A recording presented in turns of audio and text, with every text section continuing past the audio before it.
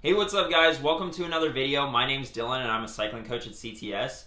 And today we're going to be talking about how to lose weight for cycling the right way.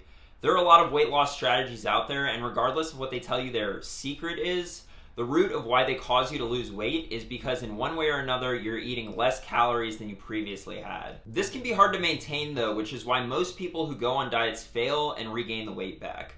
The strategy I'll be going over here has a lot of science to back up its long-term success and is one of the healthiest ways to go about losing weight. On top of all of this, the science shows it can help boost your recovery after a hard workout. I'm talking about understanding the concept of calorie density and utilizing it in your own diet.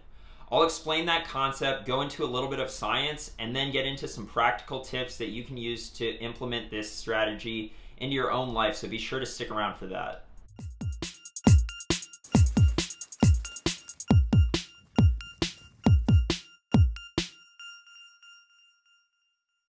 If you're new to this channel, I make weekly training topic videos going over tips and tricks that I've learned in my 12 years of racing and training experience that have gotten me to the top of the ultra-endurance mountain bike game in the US and as a cycling coach at CTS. I also go into the science on your training questions, so if you want to learn how to get faster or just more about sports science in general, be sure to subscribe and hit the notification bell so you don't miss anything. If you have a training question or a suggestion for a future video, be sure to leave it in the comment section down below.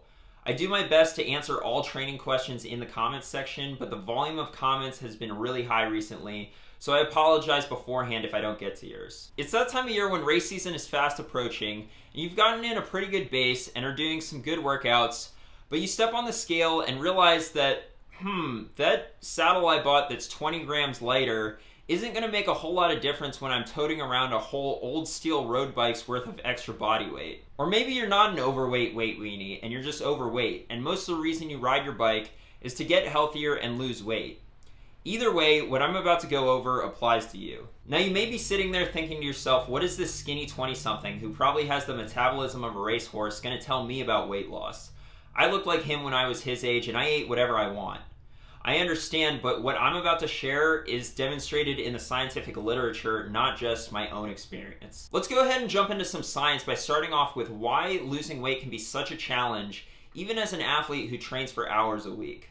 For starters, it turns out that the weight loss from exercise might be lower than you think. A review on metabolic adaptations to weight loss in athletes stated that low energy intake and minimal body fat are perceived as indicators of energy unavailability, resulting in a homeostatic endocrine response aimed at conserving energy and promoting energy intake. So basically, as you reduce your food intake and get leaner, your body fights back, and this is for a number of reasons, like changes in energy expenditure, mitochondrial efficiency, and circulating hormone concentrations. Alright Dylan, but I don't need a study to tell me that weight loss is hard, okay?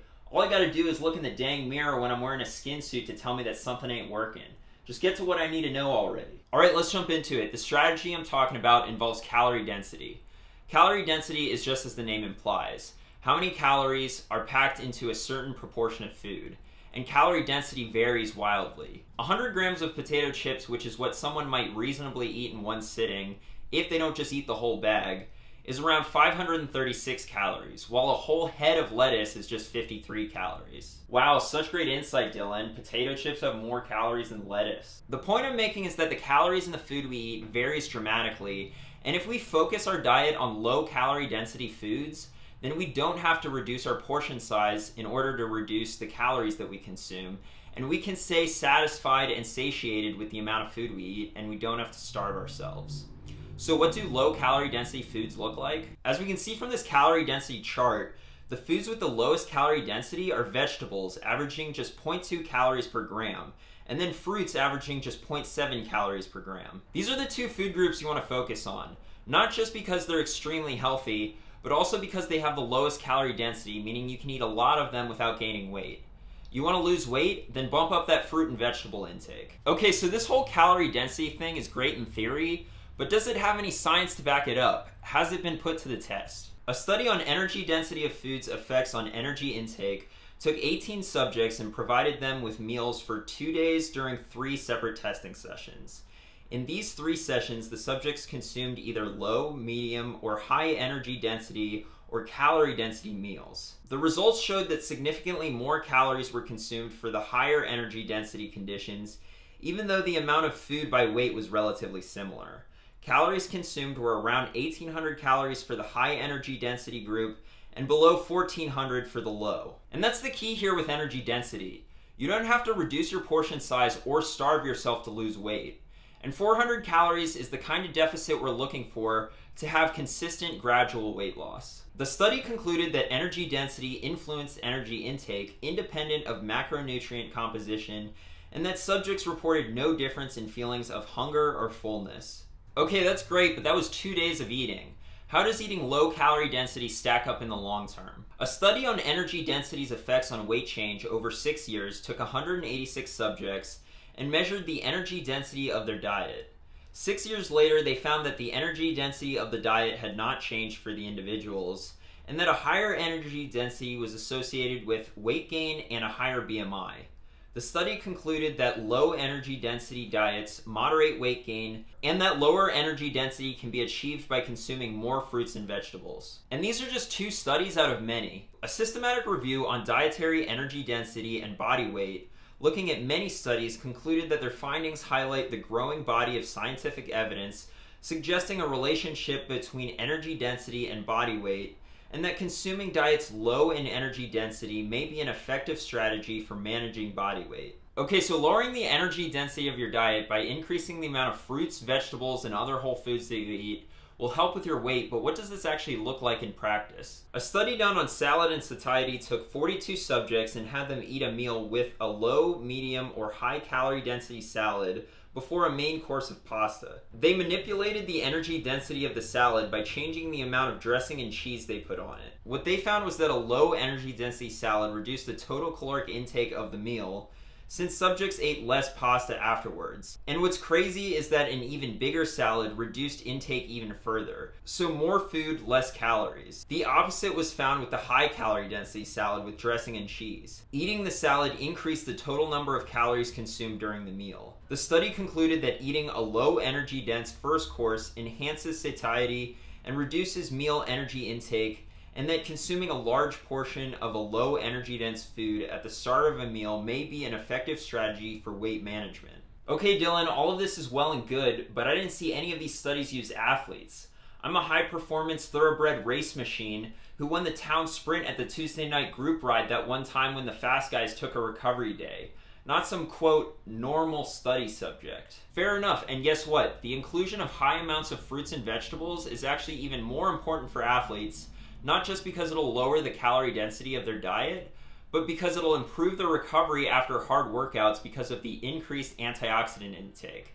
Let's jump into some science to see how various fruits and vegetables improve your recovery. A study looking at the effect of tomato juice on oxidative stress took 50 male track athletes and divided them into 2 groups, a control group and an experimental group that drank tomato juice after their workouts. They tested both groups in a 12-minute time trial before and after, and found that those drinking tomato juice ran significantly farther than they previously had, while the control group saw no improvement.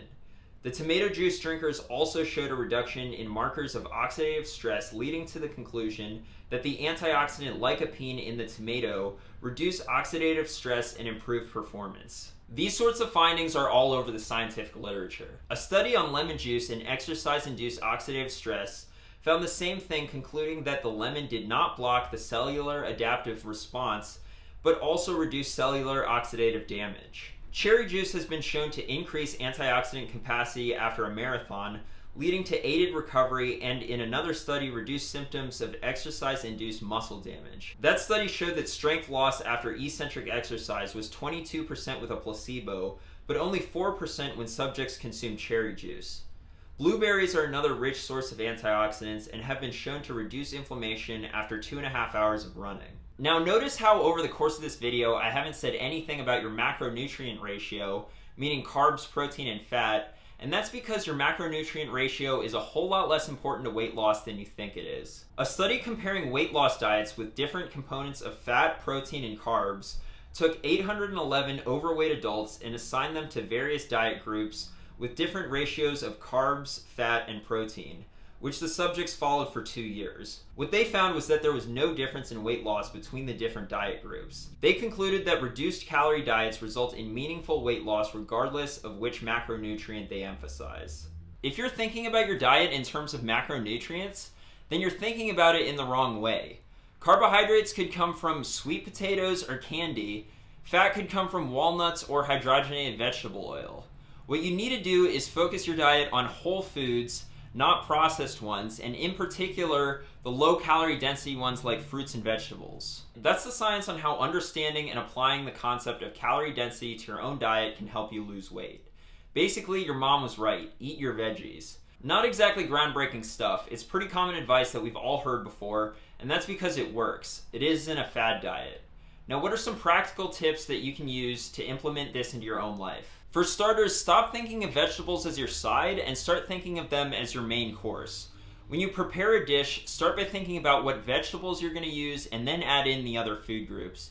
And make sure vegetables take up the majority of your plate. Having a salad with every meal is another great way to lower your calorie density, as we saw, just so long as you don't use high-calorie toppings.